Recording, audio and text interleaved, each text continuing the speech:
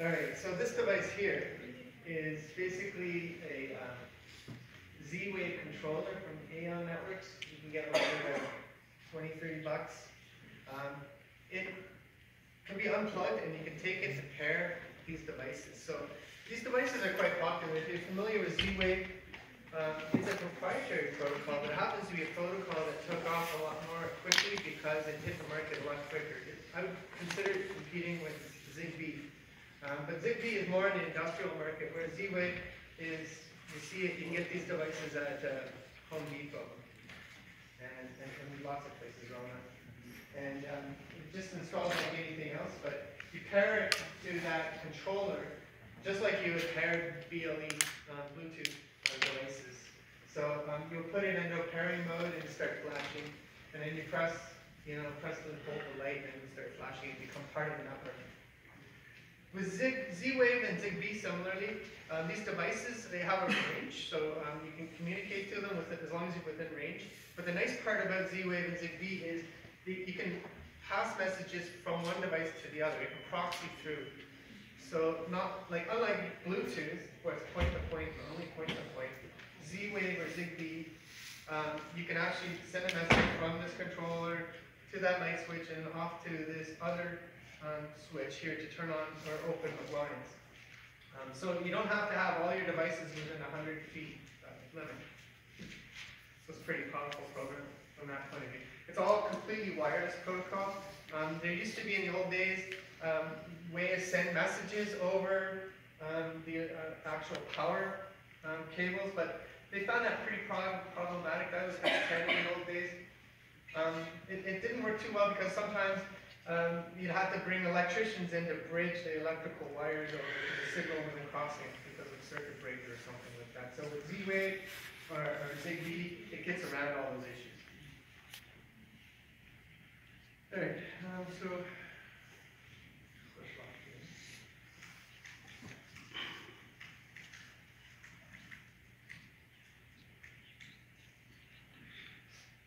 Alright, so I'll get back to there.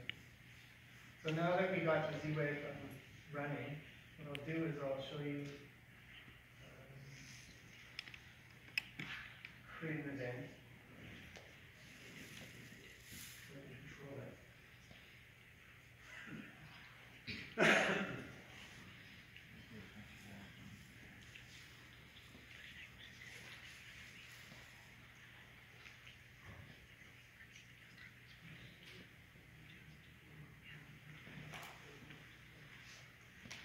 So what we're going to do is we're going to create an event over here. So we create rules. These are so events can be published into the cloud and sent from the cloud to the device to control it. When you create an event rule, this is how you can actually sense and respond to these telemetry events in the cloud. So what I'm going to do in this case is I'm going to create monitor for a button press. And when the button's pressed, I'm going to turn on the light and open the window. So I'm going to call this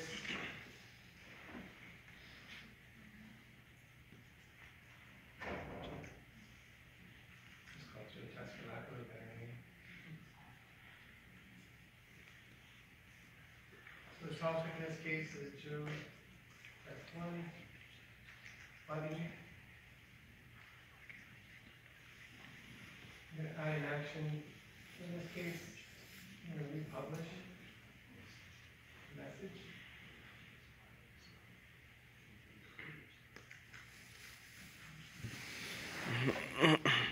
Now I wanted to make sure it gets there in a reliable fashion, so I'm going to use quality of service 1. Remember I said earlier 0 is fire and forget. It may get there, it may not. But 1, you guarantee that it's going to get there. And then you need to say what rule this action is going to execute. This rule allows it permission to publish into my internet thing.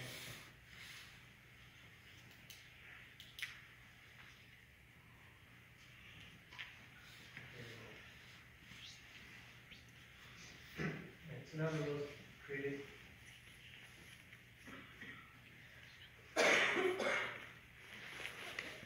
So basically I press the button, I turn on the light, and then open this little One over there, there's you behind it. Somebody can win this on the way home. And then I have one more demo. I don't know how much time we have. What? Okay. So the next demo is going to be kind of interesting. I'm going to show you BLE. Part of my background I was familiar with, and I worked extensively on Omnitrol networks. There we did tracking, wireless tracking, location-based tracking using RFID tags. RFID tags are kind of interesting. These are basically, they don't use any power at all. They're powerless. They absorb the radio wave to consume and generate power. And then they say, hey, I'm RFID tag number 295. And doing that, using antennas at doorways or certain key areas, you can detect location of where these items that are tagged are located. Now this was a pretty big, way back, Walmart actually mandated that everything would be tagged with RFID tags that they sold.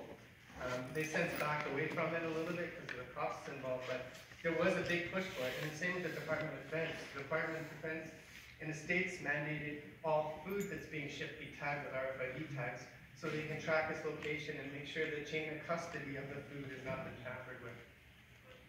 Anyway, a new technology has come since then. It's called BLE, or Bluetooth Low Energy. With Bluetooth, there's version 4.0 of Bluetooth. You might be using it now. It's different than the Bluetooth you know about. At least the BLE version of it, or that mode of it, is different than you know. It's not sitting and communicating with radio, or for music and so on, and being able to pause your phone and so on, or answer it. It's used for, in this case, low voltage types of sensors. So, pass one of these around. So these are, you can take a look at it. These are sensors that run on a watch battery. This one just shows, has a particular ID in it, and it says, similar to RFID, that it's track item number 259, or whatever that number is. And it emits itself, it is emitting its location. It can do so for over a period of 3 years. And so it's very, very low voltage, consumes a lot of power, or not too much power, sorry. And I'm not sure if any of you are familiar, but with when you go in, if you have an Apple loyalty application on your cell phone, they have those exact things on the wall, so they know you've walked into the room. And they might even send you a promotion saying, hey, our MacBook Pro's on sale, I know you bought this. Anyway, so they can track your location that way, but in this particular case, turning it around a little bit, this Raspberry Pi has a Bluetooth low energy sensor. It knows, and it can track the proximity of this tag. And if this tag is out of range, too far, it can create an application called electronic leash. So I know that it's been taken from the room when it shouldn't have been. So if you have these things attached to nuclear warheads or something, you know that, that's probably a bad example, but you know that it's been taken from the room and you better run. Anyway, so it's interesting technology. I've seen it used for other cases that are a little more practical. People have these in the form of bracelets or in their badges. And so when you go into a meeting room, it knows you're in the room, and knows why you're there, you can do a lookup and start connecting you to the meeting automatically on your phone. So those types of applications are pretty powerful. So I will show you that.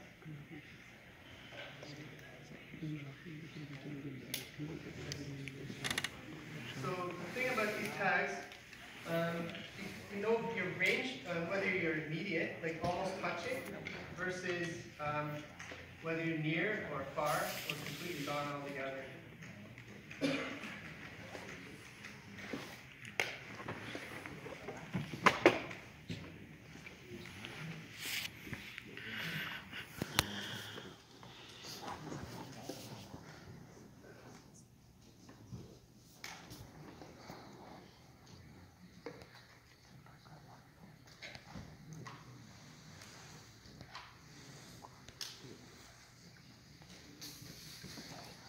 So I'll show you what the code looks like. So in this case, I'm just tracking this one particular tag. I happen to use this one here. scrap that one because it's not. And then, so here I can discover if it's been lost by this callback function getting a call saying I've lost this tag. But when I see a new tag, the tag discovered function gets called. And here I can discover any properties in a tag. That's the other thing about BLE. It doesn't have to be just location. It could have a little temperature sensor on here. Apple was doing that to track their food in their new office, to make sure it hasn't been compromised by going too high in the temperature reading and corrupting the chicken, for example. So that you can use these tags for temperature readings as well. It's another demo I have, so I just don't have time to give you that demo, but I can show you temperature readings as well, having got these sensors. It's another thing I can show you. Anyway, when you discover a new tag, we're going to publish the fact that we found the tag. And then say what proximity is, whether it's immediate, near, far, or even completely lost right here. And then this is the code that you saw before. Oh, I have to change this. It says how to connect. So I have to say what region I'm connecting to. So now I'm connecting to Canada. What protocols, and again, what host to connect to.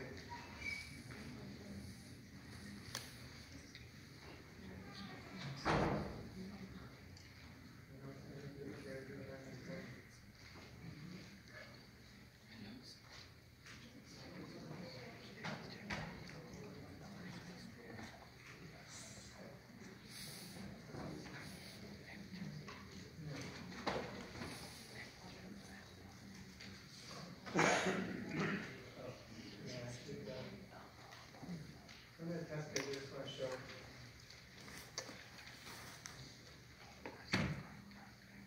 I'm going to subscribe for the test one.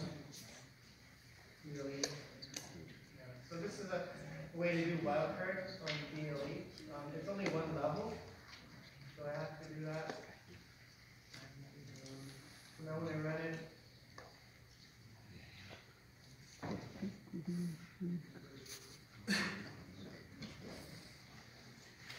oh, yeah. BLE requires me to run a root.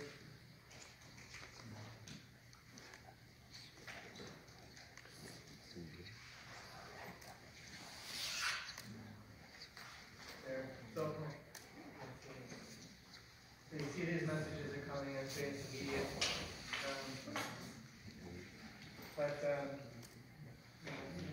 I could come way up here and it'll probably be lost. Actually, what I'll do, make sure it gets lost, treat this like a Faraday cage. So now you know how to steal things from the store. Anyway, it's kind of interesting technology. Eventually, after 10 seconds, you should see it get considered lost. Yeah, so see it's lost. And it's published as lost. So that's pretty much it in a nutshell. Are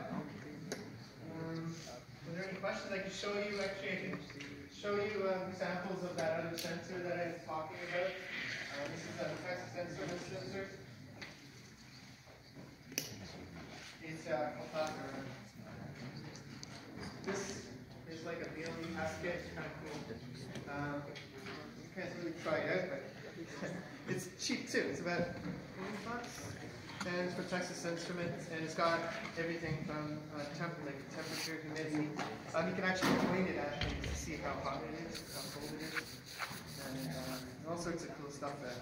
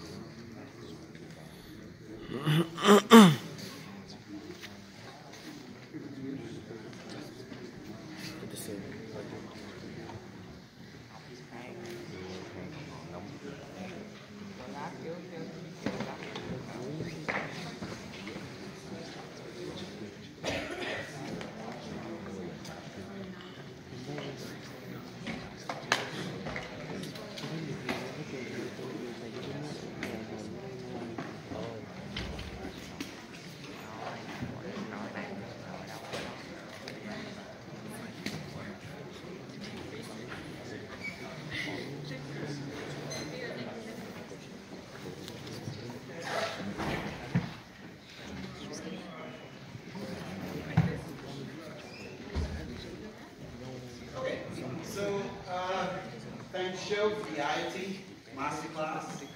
We're going to jump right into Deep Racer now. If you have questions, feel free to reach out. You don't have to wait till the end. You can ask your questions right away. So let's jump right into it. This is the agenda for this Deep Racer session. The launch of AWS Deep Racer, which is a fully autonomous 1/18 scale race car driven by reinforcement learning.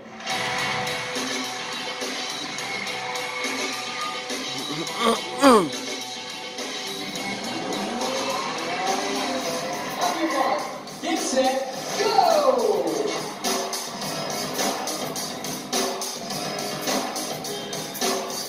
Every single one of you will be handed a Deep Racer car. Congratulations, ladies, the winner.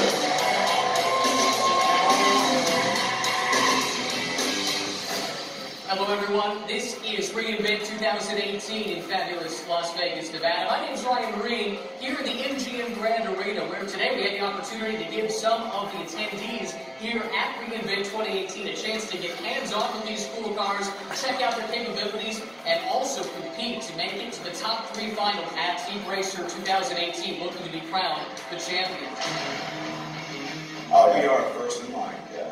We're going to win ourselves a car. We're excited to see how we get 20 minutes, I think, to program this car and run it around the track, and the team that wins gets cars. We've come by another one of our racetracks here. One thing that the simulation world doesn't necessarily replicate the way that you need to account for real life is things like shadows. Just down this hallway here is our hacker garage. What is taking place back here? What are the participants learning, experimenting with, and what's their ultimate goal? The arena is meant to provide a place where you can test and see how your models perform, and so that's kind of the race for the record, as it were. That's the competition. This is kind of the training day or the area where people can learn and spend a little bit more time. There's a whole bunch of us sitting around here trying to write some machine learning code, basically, to drive these little cars. If I get the car to go all the way around the track once without crashing, I'll be happy.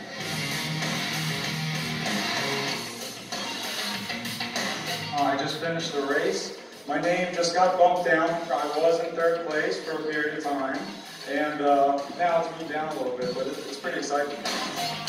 Right now, I'm at 14.2 for first place. I took advantage of listening to other people and what they said, and I started off slow for the first couple laps, and then I sped it up. Yeah, I hope to win tomorrow. So that's a look at all of our activities here today at the MGM Grand. We're really in store for a wild final. Looking forward to crowning the champion here at Deep Racer 2018. Here we are, ladies and gentlemen, your 3 finalists that will be taken to the track.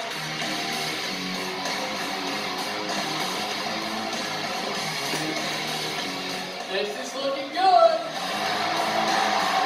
Standing by with Rick Fish, who was recently crowned just a few moments ago, our Deep Racer 2018 champion. First of all, congratulations. Thank you so much. I mean, I was totally pumped. You know, it's been an early start, but it was just fantastic. You know, the crowd reacted and just everyone was high-fiving, and yeah, all the people who participated just did an amazing job. So after 2 days of intense competition, that's a wrap for Deep Racer 2018 here at reInvent. Great to chat with Rick and talk about his success. Some real enthusiasms I think you saw from him about everything that took place here, and hopefully we see him back next year. Big thanks to all the participants who came through. It was a lot of fun sharing the experience with them, and of course with you on the Twitch stream as well. For everybody at AWS, I'm Ryan Marine. Hope to see you next year here in Las Vegas at reInvent 2019.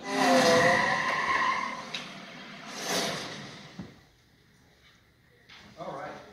So, who's going to reInvent next year? Is there anyone that's pending? Is it free? We'll go. Oh, great if it's free. I would go. Okay, so to get to the heart of it, a Deep Racer is a way for us to basically give machine learning and provide a way for anyone to learn machine learning physically, very, very easily, right? So you don't need to be a scientist, you don't need to be a computer wizard to go in there, train a model, deploy this model on the vehicle, which is being passed around right now, and then compete. So this is sort of our motto. how can we put machine learning in the hands of developers literally?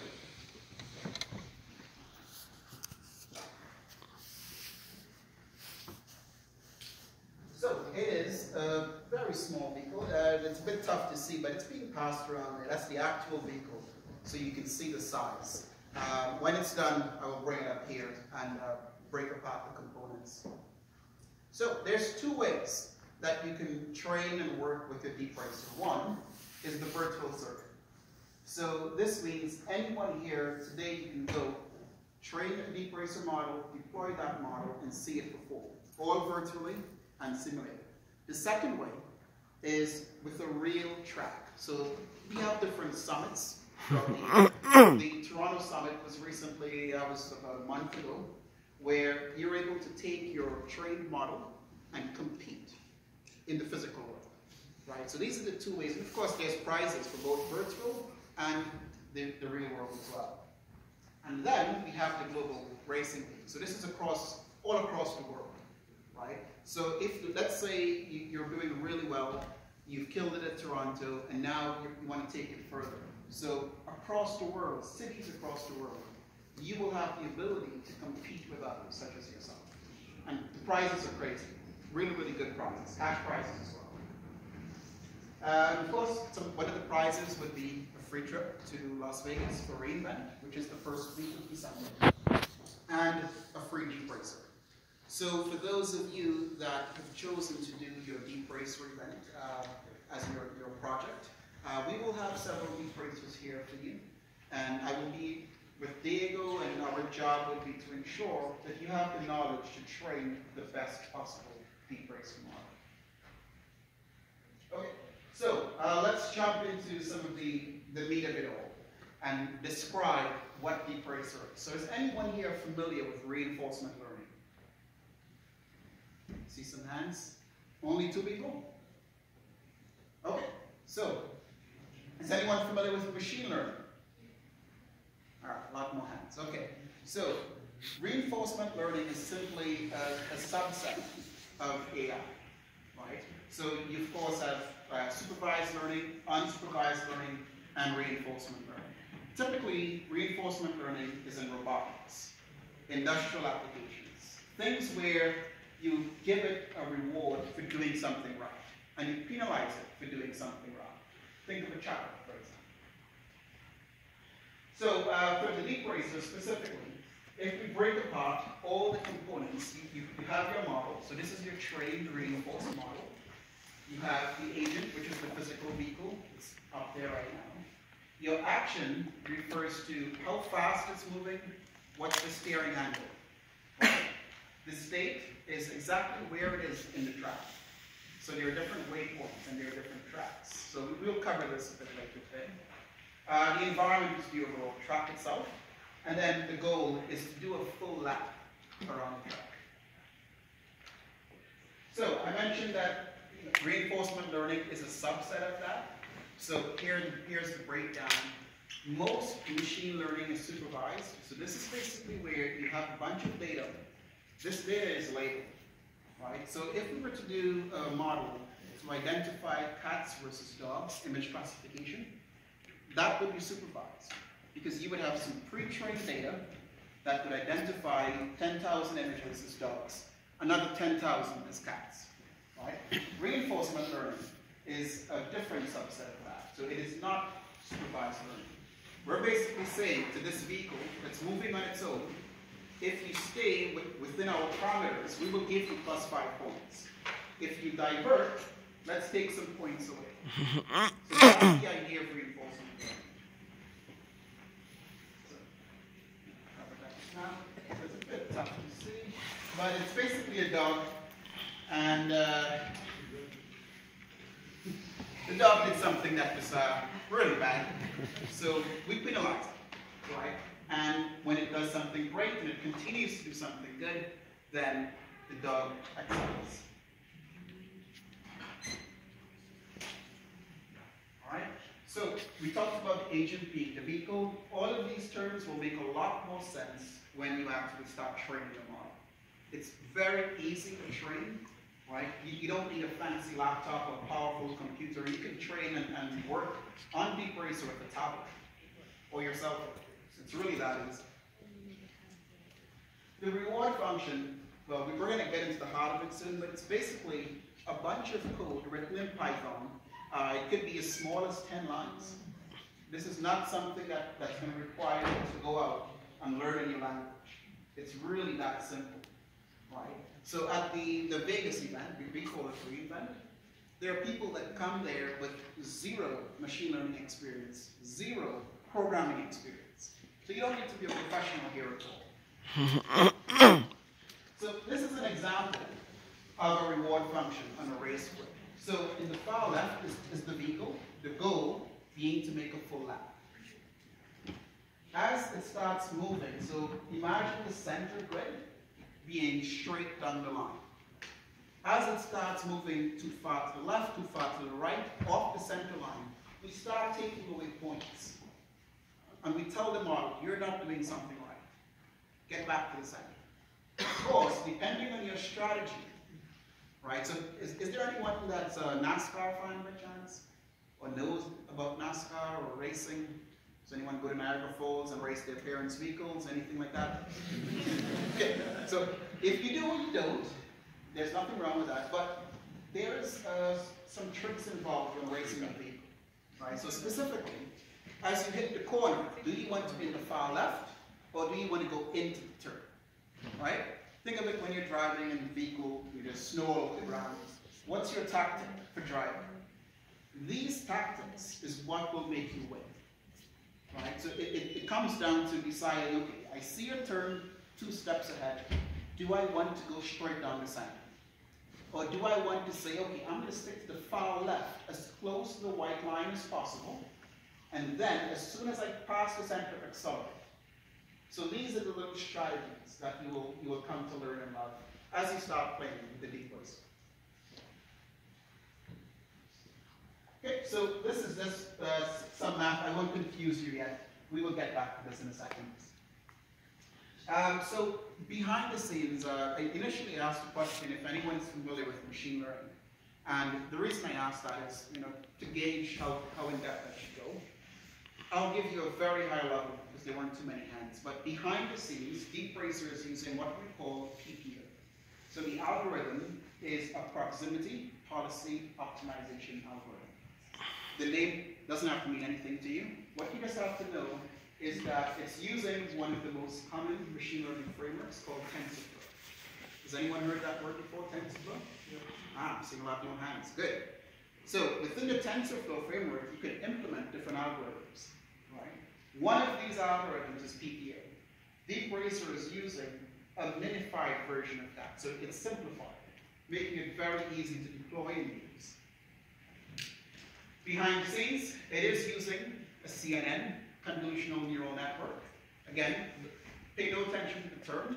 What's important is that as the vehicle is moving along the track, it's taking a series of images. Each one of these images are going into a feature set.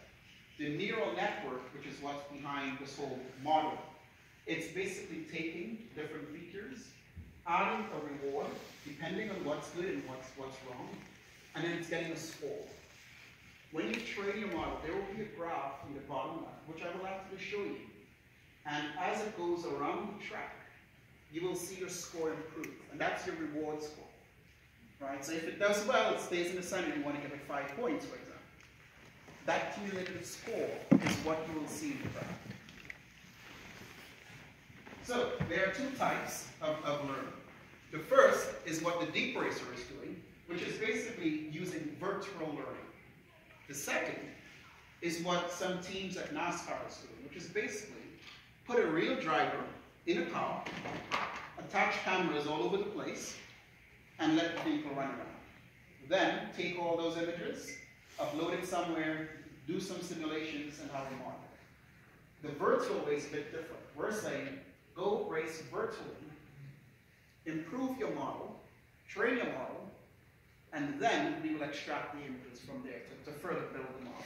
So it's 2 different scenarios. Just to be very clear, the Deep Racer is the one in the far left, the reinforcement learning.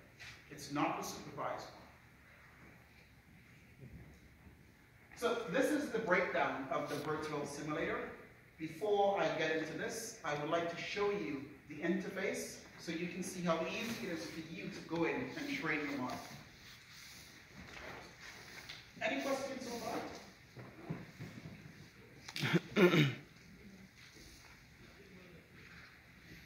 All right, so everyone can see.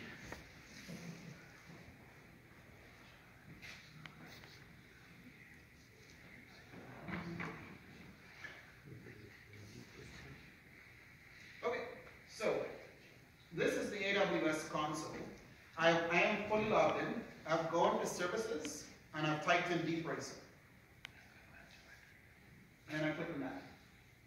The first thing I see is a list of my Deep Racer models. So it's very common when you're at the summits, the virtual leagues, the competitions, even internally as part of your own projects, you will have multiple models, right? Maybe you have one model that will do a zigzag pattern. Maybe you'll have another model that says, okay, we're going to take the corners really hard, slow down, and then accelerate. So it's not uncommon that as you're working with the Deep Racer, you will see multiple models there. And that's completely acceptable. So at reInvent, at the Toronto Summit, at the Tokyo Summit, at all of these other summits globally, you can have multiple models. You're given a period of time to train and experiment with every model to see how it performs in the real world. There's a reason why you want to do that. First of all, the virtual model is not affected by things like shadows. It's not affected by gravity, right? The physical track is not affected by these little particles. So this is why you want to take whatever you've built, deploy it to the vehicle, and see how it performs. So I have multiple models in here. You can see I've got a couple of ones I created earlier. So we can start by making a new model. I will walk you through start to finish, and then we will look and see how it's being trained. Okay, so let's start from the beginning. You go to create model in the top right. It gives you an overview. We will get to all this in a second. That's not important. What's important here is as you go and you spin this up in your own accounts, there will be a button that says to create resources. And what this is doing, it's one click. All it's doing is preparing the resources in the background for Deep Racer to work. As we get into the component